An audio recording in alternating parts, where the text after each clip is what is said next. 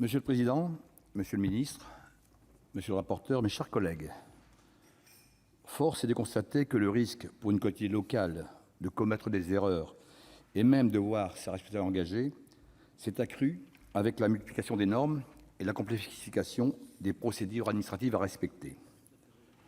En effet, les collectivités territoriales sont désormais soumises à des procédures de plus en plus complexes et de plus en plus formalisées, au même titre que certains acteurs économiques. C'est notamment le cas en matière de droit de la fonction publique ou de commande publique. De surcroît, les collectivités territoriales se retrouvent aussi de plus en plus souvent soumises aux mêmes règles que les acteurs économiques de droit commun.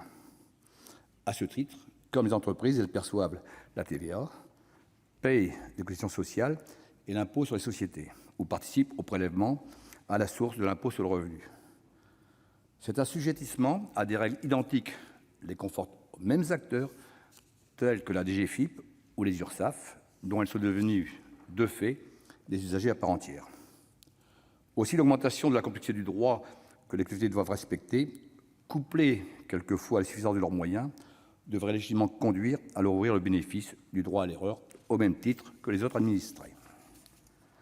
C'est l'objet de la proposition de loi que nous examinons cet après-midi, qui vise à étendre le droit à l'erreur aux communes et aux établissements publics de coopération intercommunale.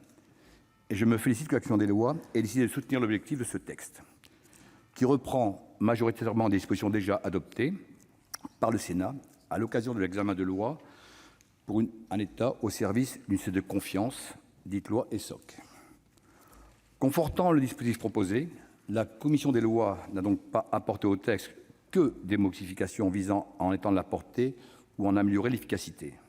Elle a ainsi tenu à clarifier le champ d'application de la proposition de loi en supprimant le renvoi opéré aux dispositions du code des relations entre le public et l'administration dans sa rédaction initiale et à créer un droit à l'erreur autonome applicable aux collectivités territoriales.